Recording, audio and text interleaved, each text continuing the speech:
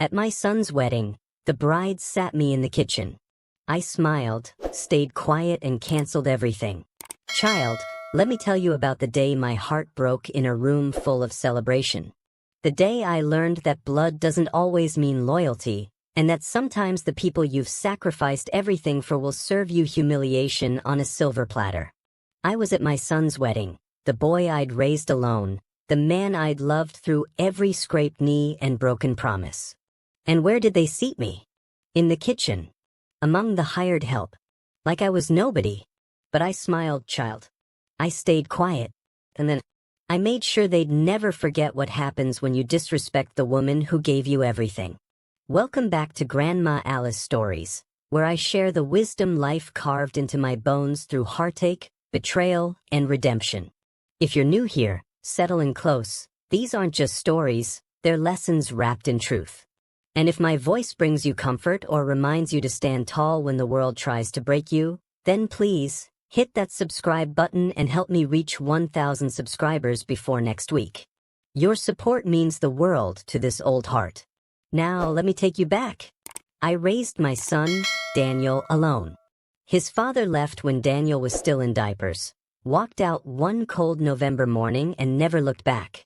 So it was just me and my boy, figuring out life in a cramped two-bedroom apartment where the pipes groaned in winter and the walls were thin enough to hear the neighbors' arguments.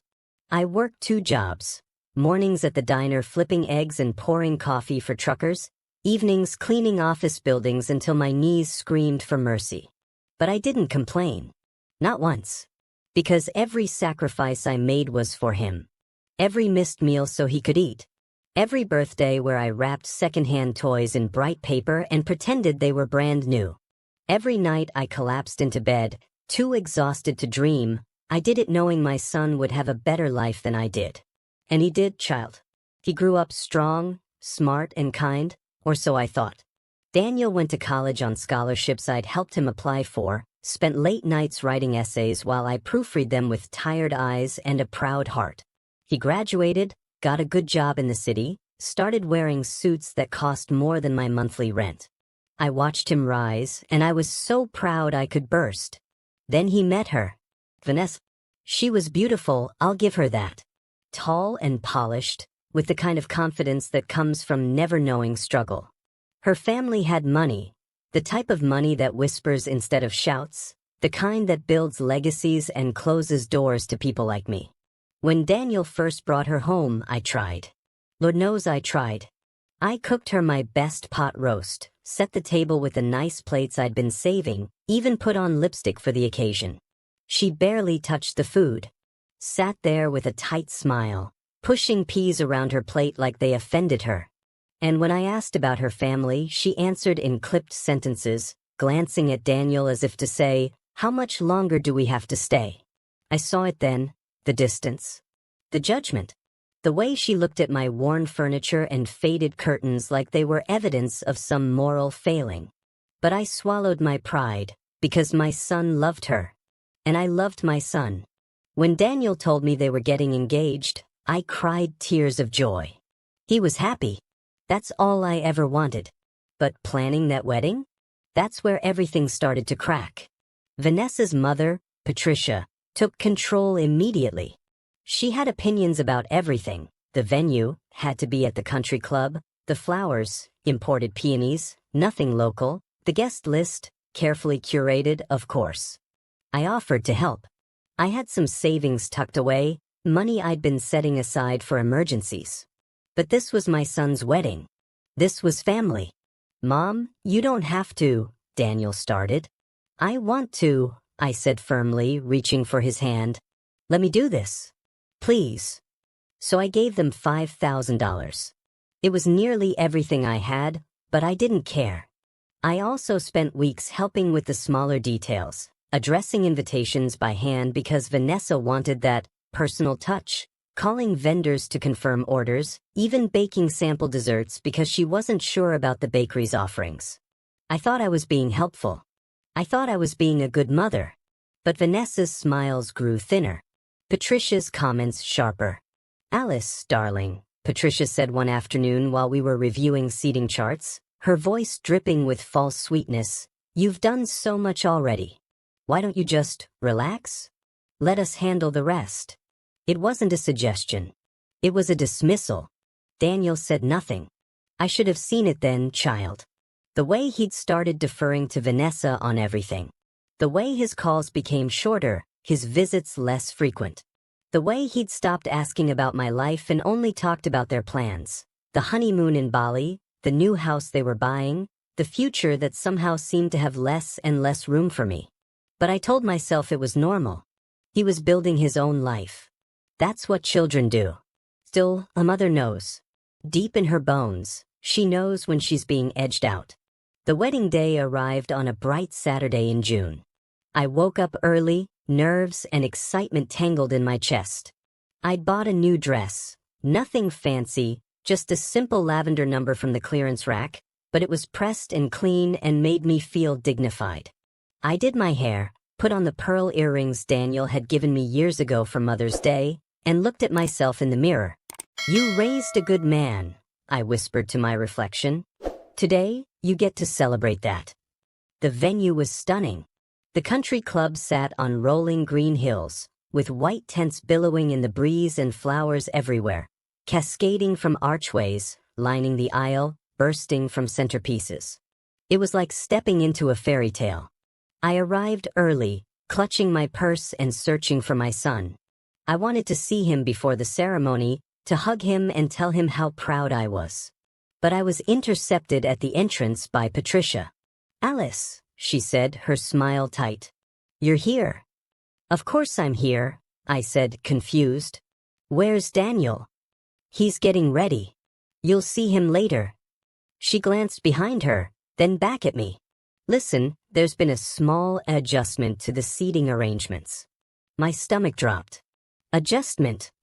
She took my arm, fingers digging in just a little too tight, and started walking me away from the main entrance. Away from the rows of white chairs lined up under the tent. Away from the front where I'd assumed I'd be sitting, where the mother of the groom should sit. "We're a bit overcrowded up front," Patricia said breezily, not meeting my eyes. "So we thought it would be better if you sat somewhere more comfortable." She led me around the back of the venue, through a side door, into the kitchen. I stopped, my heart pounding. "The kitchen? Just for the ceremony," she said quickly.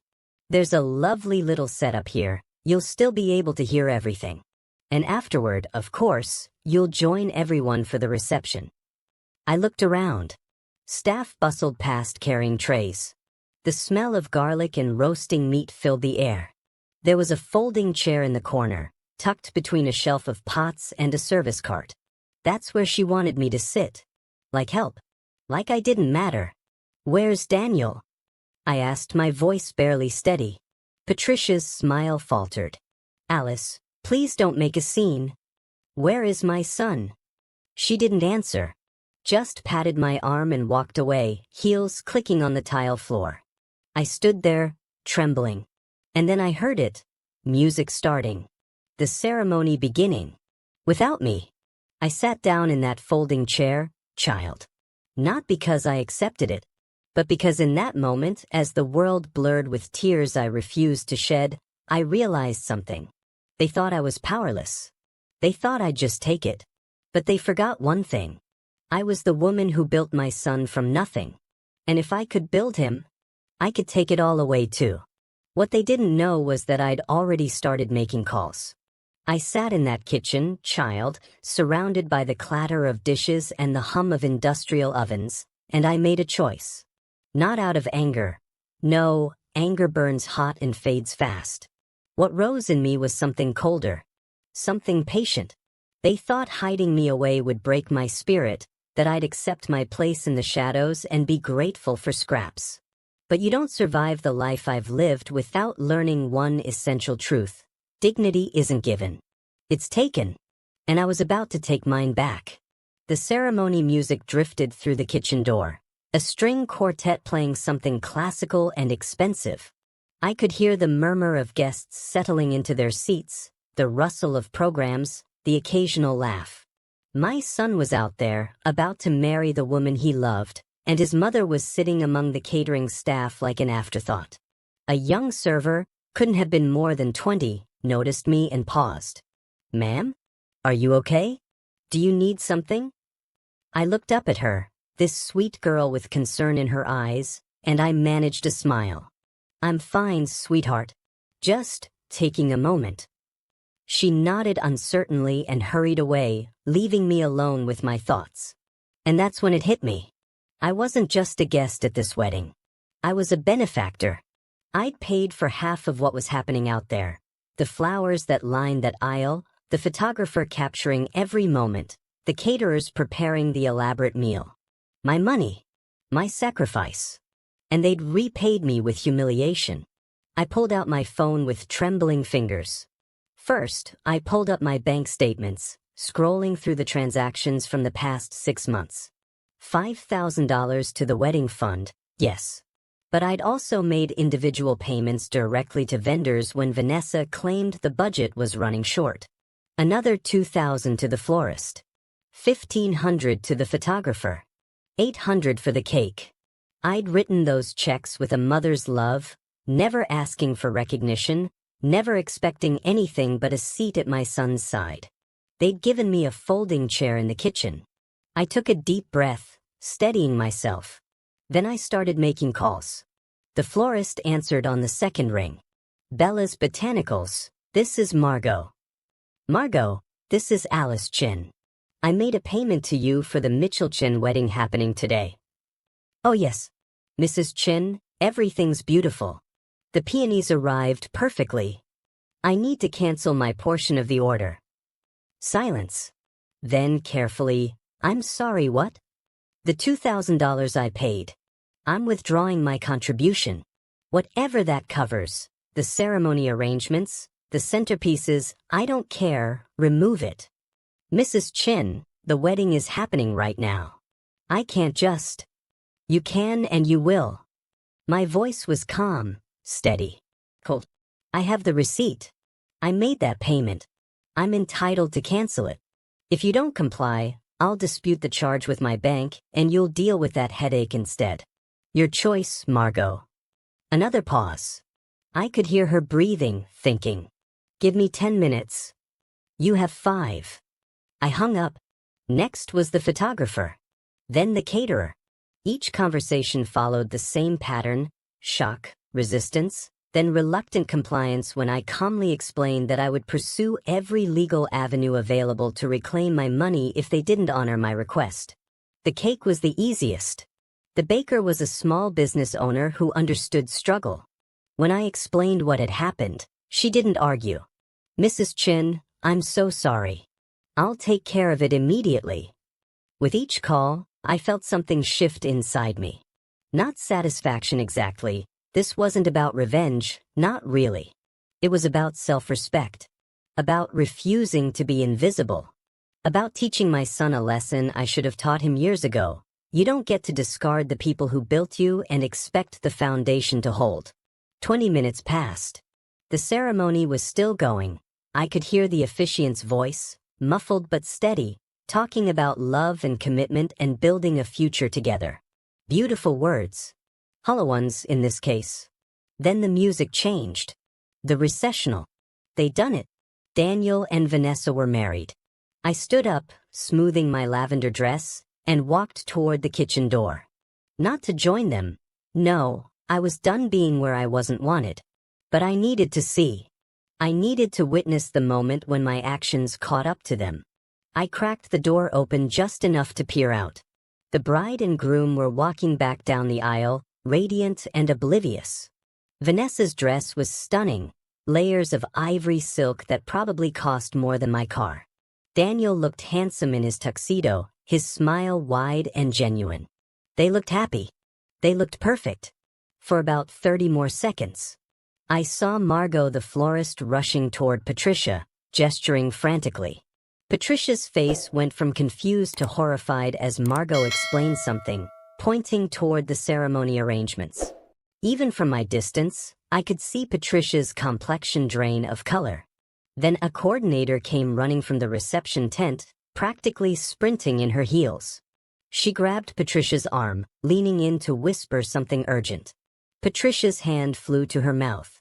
Daniel and Vanessa reached the end of the aisle, still beaming, ready to greet their guests. But instead of congratulations, they were swarmed by frantic wedding staff. The photographer was arguing with someone. The caterer appeared, red-faced and gesturing wildly. I watched Vanessa's smile falter. Watched confusion cloud Daniel's face. Patricia pushed through the crowd toward them, and even though I couldn't hear the words, I could read her lips. Your mother canceled everything. Daniel's head snapped around, searching. His eyes scanned the crowd, looking for me. Looking for an explanation. Looking for his mother who should have been in the front row but was nowhere to be seen. I stepped back from the door, letting it close softly. My phone buzzed. A text from Daniel. Mom, where are you? What's happening? I stared at it for a long moment.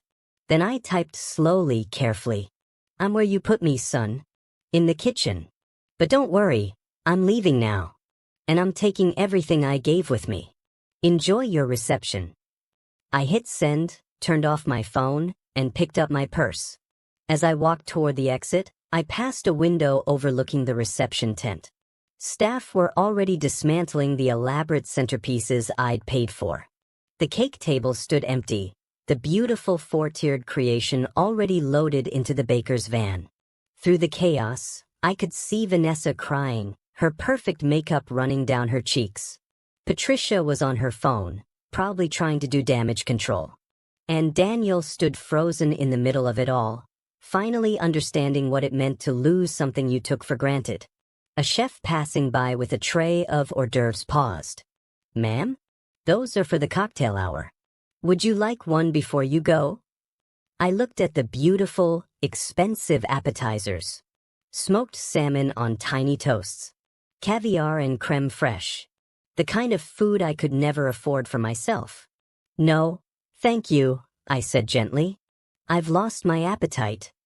I walked out of that country club with my head high, child. Behind me, I could hear the rising chaos, raised voices, slamming doors, the wedding falling apart like a house of cards. And ahead of me, the parking lot stretched empty and quiet in the late afternoon sun. My car was the oldest one there, rusted at the edges, dented on one side from a fender bender I couldn't afford to fix properly. But as I slid into that worn driver's seat, I felt something I hadn't felt in months. Free. What I didn't know was that my son was already running after me. And what he was about to learn would change everything. Child, there's a moment in every story where the truth comes crashing down like thunder after lightning. Where all the careful pretenses crumble and people finally see what they've done. For my son Daniel, that moment came when he watched me drive away from his wedding. The wedding that was now falling apart because he'd forgotten the most important lesson I'd ever tried to teach him. Family isn't just blood. It's respect. And I was done being disrespected. I made it halfway across the parking lot before I heard him. Wait. Daniel's voice cracked through the air, desperate and raw. I could hear his footsteps pounding against the pavement, running in those expensive dress shoes I'd probably helped pay for in some indirect way. Everything came back to that, didn't it? How much I'd given. How little it had mattered. I didn't stop walking. Didn't turn around. Just kept moving toward my old sedan with measured, dignified steps. Mom, please. He caught up to me just as I reached for my car door handle, grabbing my arm. Not rough, but urgent. When I finally turned to face him, I saw my boy, not the confident man in the tuxedo, but the child I'd raised, with panic and confusion written all across his face. What did you do? He breathed, chest heaving. The flowers are being taken away. The photographer left. The caterers are packing up the food. Vanessa is... He stopped, running a hand through his perfectly styled hair. Mom, what's happening? I looked at him for a long moment. Really looked at him. At some point in the last few years, I'd lost my son. He'd become someone else, someone who could stand by while his mother was hidden away like an embarrassment. Someone who valued appearances more than the woman who'd sacrificed everything for him. What's happening? I said quietly, is that I took back what was mine. What are you talking about? The $2,000 for the flowers? The $1,500 for the photographer? The $800 for that beautiful cake your bride is probably crying over right now? Mine, Daniel. All of it. Money I scraped together working jobs that broke my body so you could have a future. And you repaid me by letting them put me in the kitchen like I was nobody. His face went pale. Mom, I didn't. You didn't what? My voice rose despite my best efforts to stay calm. You didn't know? You didn't see? Your bride's mother walked me to the back of the venue and sat me in the kitchen, Daniel. Between the pots and pans and hired staff. And where were you? I was getting ready, I was. You were choosing her over me. The words came out sharp and true. You've been choosing her over me for months now. The canceled dinners. The unreturned calls. The way you talk about their plans and their future like I'm not even a part of it anymore. That's not fair. Fair. I laughed, a bitter sound. You want to talk about fair? I raised you alone, Daniel. Your father left and I stayed. I worked myself to the bone. I went without so you could have. And I never asked for anything except respect. Except to be treated like I mattered. Behind us, I could see Patricia marching across the parking lot, Vanessa trailing behind her in that expensive dress, mascara streaking her face. The mother-in-law brigade, coming to put me in my place one final time. Alice. Patricia's voice was sharp. What have you done? Do you have any idea how much you've ruined? This is criminal. I turned to face her slowly. Criminal? I withdrew financial contributions that were mine to give or take. That's not criminal, Patricia. That's called having a backbone. You've destroyed my daughter's wedding. No, I said firmly. I removed myself from a wedding where I wasn't wanted. Your daughter destroyed it herself the moment she decided I wasn't good enough to sit with the rest of the family. Vanessa stepped forward, tears streaming. Mrs. Chin, I never meant. I didn't realize. Patricia made the seating arrangements. I didn't know you were. In the kitchen? I finished for her. You didn't know? Or you didn't care to know? She opened her mouth. Closed it. The truth sat there between us, heavy and undeniable. Daniel looked between me and his new wife, something finally clicking in his mind. Vanessa, you knew about this? She glanced at her mother, then back at Daniel. It wasn't supposed to be a big deal. We were short on seats up front, and I thought, your mom seems so humble, I didn't think she'd mind. Mind? I interrupted softly. You thought I wouldn't mind being hidden away at my own son's wedding? Like I was some shameful secret. That's not what But Vanessa's protest died under the weight of what she'd actually done. What she'd allowed. A realistic portrait of a 65-year-old American woman wearing a professional corporate outfit.